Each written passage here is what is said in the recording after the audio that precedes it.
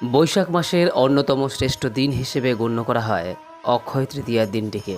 শুধু বৈশাখ মাস নয়, সারা বছরের মধ্যে একটি অন্যতম শ্রেষ্ঠ দিন এই অক্ষয় তৃতীয়া, যা সম্পন্ন হচ্ছে আগামীকাল 6ই বৈশাখ 20 এপ্রিল সোমবার। যদিও এই তৃতীয়া তিথি আজ রবিবার দুপুর 1:14 শুরু হলেও যেহেতু উদয়া তিথি অনুসারে সমস্ত কিছু পালন করা হয়ে থাকে, সেই কারণে এই বছর 1433 বঙ্গাব্দে অক্ষয় তৃতীয়া পালিত হবে আগামীকাল সোমবার দিন। বন্ধুরা, শাস্ত্রে বলা হয়েছে এই দিন আপনি যে কোনো শুভ কাজ করুন না কেন, সেই কাজে আপনি সফল হবেনই হবেন। এই দিনে আপনার করা কাজ সারা জীবনের মতো অক্ষয় হয়ে থাকে। সেই কারণেই সমস্ত শুভ এবং মাঙ্গলিক কাজ এই দিনে করা হয়ে থাকে।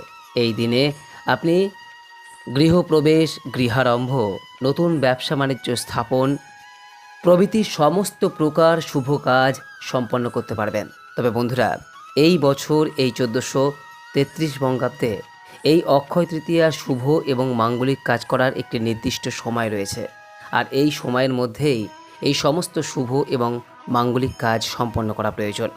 বিশেষ করে অক্ষয় তৃতীয়ার দিন আপনারা নিশ্চয়ই জানেন যে এই দিন সিদ্ধিদাতা গণেশজি এবং মা লক্ষ্মীর পূজা করার কথা বলা হয়।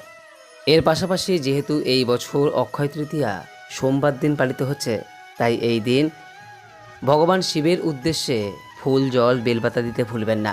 বন্ধুরা, এই বছর যদি আপনি অক্ষয় তৃতীয়ার পূজা দিতে চান, তাহলে অবশ্যই সোমবার দিন সকাল 10:53 মধ্যে অক্ষয় তৃতীয়ার ব্রত বা পূজা সম্পন্ন করুন। কারণ এই সময়ের মধ্যেই অক্ষয় তৃতীয়া থাকছে, এরপর চতুর্থী পড়ে যাচ্ছে। সেই কারণে সমস্ত প্রকার শুভ এবং মাঙ্গলিক কাজ, পূজা অর্চনা সব কিছুই সোমবার দিন সকাল 10:53 মধ্যে সম্পন্ন করুন।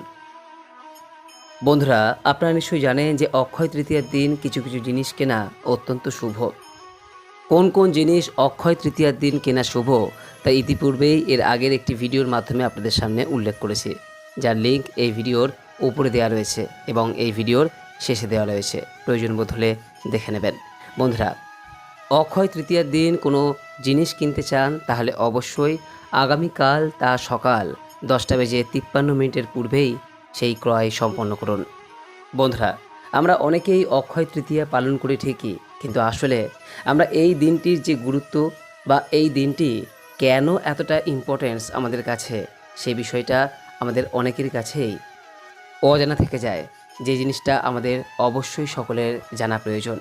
অক্ষয় তৃতীয়ার দিনটি কেন গুরুত্বপূর্ণ, এই বিষয়ে যদি আপনি জানতে চান, এর আগের একটি ভিডিওর মাধ্যমে আপনাদের সামনে এই বিষয়ে বিস্তারিত আলোচনা করা হয়েছে, যার লিঙ্ক এই ভিডিওর উপরে আছে এবং এই ভিডিওর শেষে দেওয়া রয়েছে। যদি পারেন তাহলে অবশ্যই ভিডিওটি একবার দেখে নেবেন। এতে এই দিনটি পালন করার গুরুত্ব আপনার কাছে বহুগুণ বেড়ে যাবে।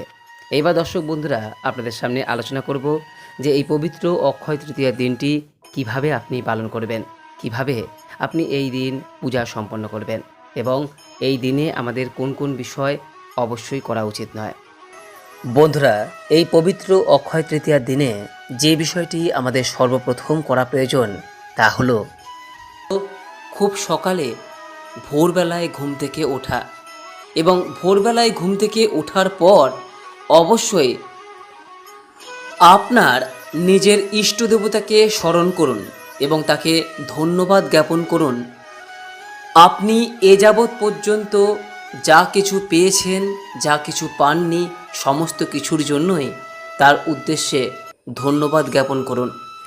দিনের শুরুটা আপনি মাতা পিতাকে প্রণাম করে শুরু করুন, কারণ মাতা পিতা হলেন প্রধান দেবতা, যাদের জন্য আমরা এ পৃথিবীর আলো দেখতে পেরেছি।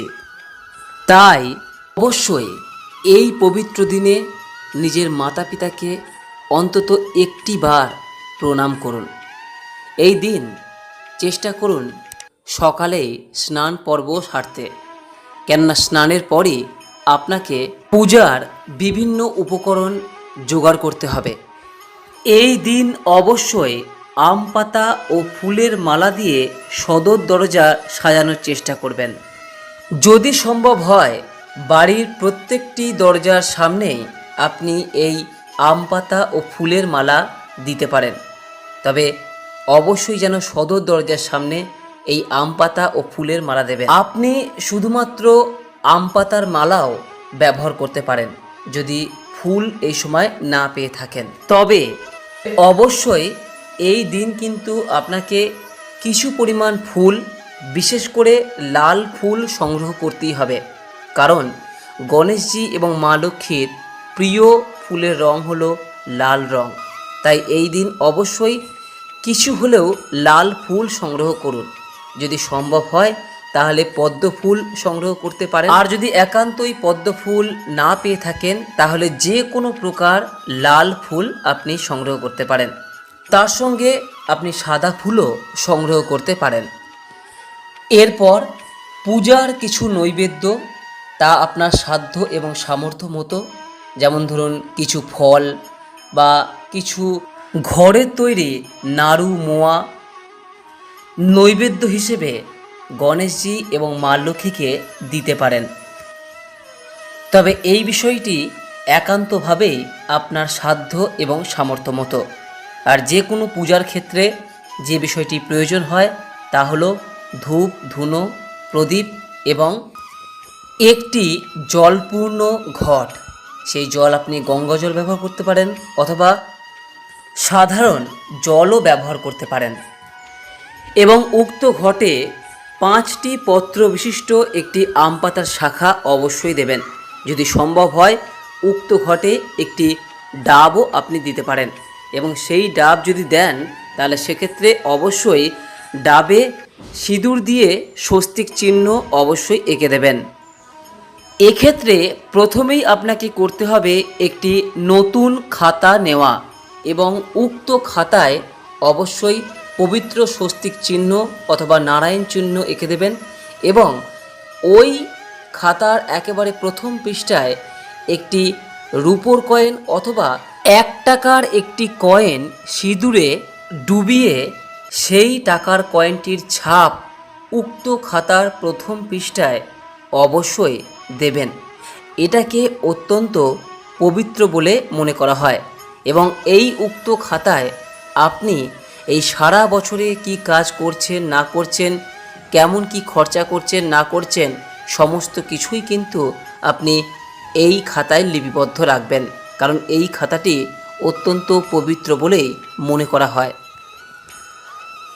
এরপর মা লক্ষ্মী এবং গণেশজিকে আপনার সাধ্য ও সামর্থ্য অনুযায়ী নৈবেদ্য নিবেদন করুন, এবং তার সঙ্গে ফুল, জল, দূর্বা এই সমস্ত দ্রব্যগুলিও নিবেদন করুন।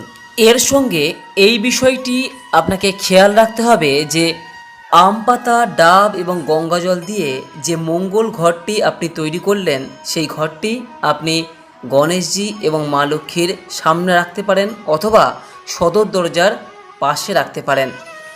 যে খাতাটি আপনি ব্যবহার করলেন সেটি অবশ্যই মা লক্ষ্মী এবং গণেশজির মূর্তির পাশে রেখে দিন, এবং তার সঙ্গে যে কয়েনটিকে আপনি ব্যবহার করলেন সেটিও মা লক্ষ্মী এবং গণেশজির পাশে রেখে দিন, এবং সামর্থ্য অনুযায়ী বিভিন্ন দ্রব্য আপনি মা লক্ষ্মী এবং গণেশজির উদ্দেশ্যে নিবেদন করুন। এবং তারপর যেটি করতে হবে তা হলো আরতি। এই আরতি পর্ব যখন করবেন তখন অবশ্যই শঙ্খধ্বনি দিতে ভুলবেন না, এবং তার সঙ্গে প্রদীপ প্রজ্বলন ও ধূপধুনো অতি অবশ্যই করবেন। এই আরতি পর্ব সমাপ্ত হওয়ার পর আপনি মা লক্ষ্মী এবং গণেশজির উদ্দেশ্যে আপনার প্রার্থনা নিবেদন করুন। এইভাবে খুব সহজ সরলভাবেই আপনি এই দিনটি পালন করতে পারেন। তবে মনে রাখবেন, এই দিন কিন্তু কখনোই কোনো খারাপ কাজ করবেন না। আর এই অক্ষয় তৃতীয়ার দিন যে ব্যক্তি ব্রত রাখছেন সেই ব্যক্তি অবশ্যই কিন্তু নিরামিষ আহার গ্রহণ করবেন। এই দিন জপ, তপ, দান, ধ্যান এর পক্ষে আদর্শ দিন।